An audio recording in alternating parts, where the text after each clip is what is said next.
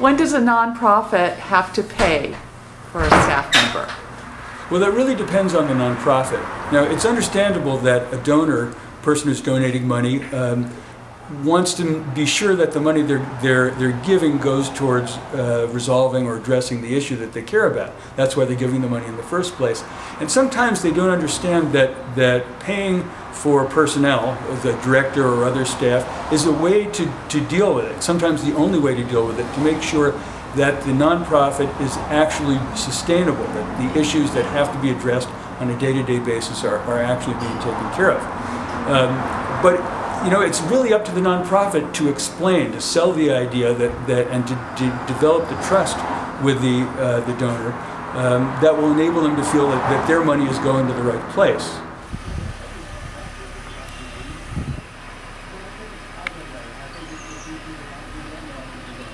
In the food project, we don't have paid staff. It's all volunteer. But as we grow, and as we deal with more and more people, it's going to become essential for us to have somebody who's able to address all of their time towards sort of putting all the moving parts together and making sure they work the way they're supposed to.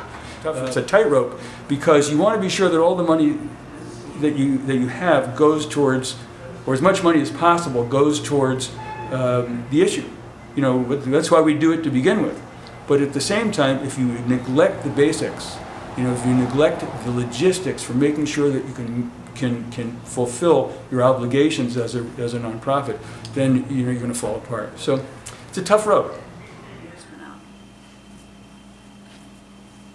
So when did your organization decide to hire somebody? Really, in the very recent past. We were founded in the early 70s, and as an all-volunteer organization really existed in that way until about 2.5 probably years ago, and at that point the board decided to hire a part-time manager. I'm not a full-time employee. I'm at about 25 hours a week, but it provides a constant presence in the food bank day after day after day, which I think is something that was needed.